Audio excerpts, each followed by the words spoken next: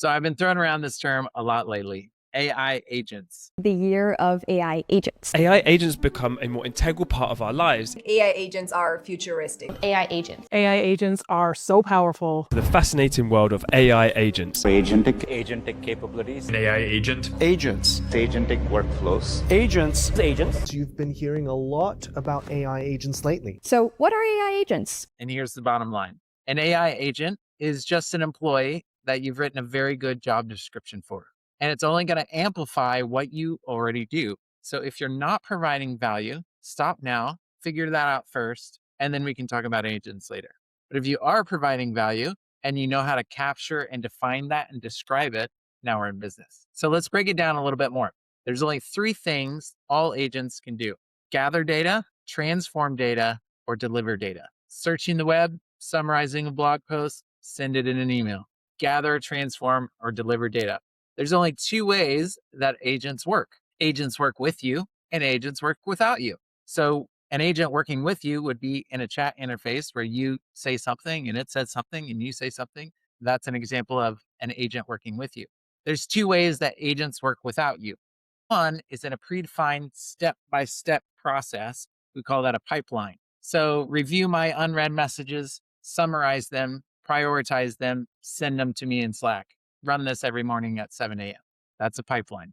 The other way that agents work without you is in an agent swarm. Multiple agents, predefined roles. You give them tools and a job description. For example, you are a lead researcher. You have access to the web and LinkedIn. Every morning, find 3 companies that match our ideal customer profile and have dropped a job posting for a VP of sales in the last 24 hours. The question is, do you really need agents? For most of you, probably not. At least not yet.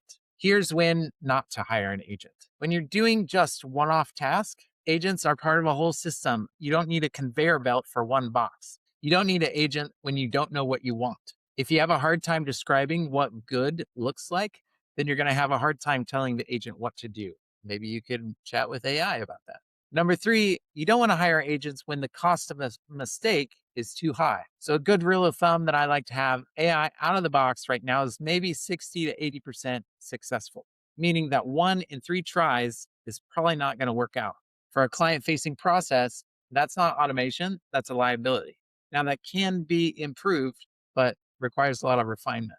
The last case for when not to hire an agent is when one prompt gets you 90% of the way there in one shot. The real question is, are you spending an hour trying to automate a 5-minute task that you do once a week? If so, then agents is overkill and overhead. But if you can check one of these boxes, it's probably worth the conversation. Here's what agents are perfect for: long, tedious, annoying manual tasks that you do every day. I think of people who are in their email or in spreadsheets for hours a day. Second case, agents are perfect for clearly defined SOPs that are moving lots of data. If you're onboarding new clients, onboarding new customers regularly, could be a great place to use agents. Another perfect place for an agent is when your time is worth more than the setup it takes. So if you're consulting or training, could be a good use case for agents. Lastly, when the output is low risk, this is a great place for agents as well. So thinking research or preparing for a meeting or some internal app that you might use for the C-suite.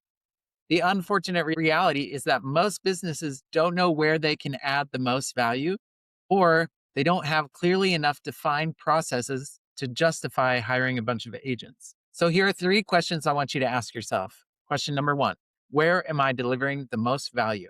Number 2, what's stopping me from delivering 10 times more value? And the last question, can you write a job description for what's in the way of making that 10 times more value become a reality? If you can write that job description, then let's get on the agent train. So remember, wherever you are on your AI confidence journey, together we can learn fast, build right, and gain traction.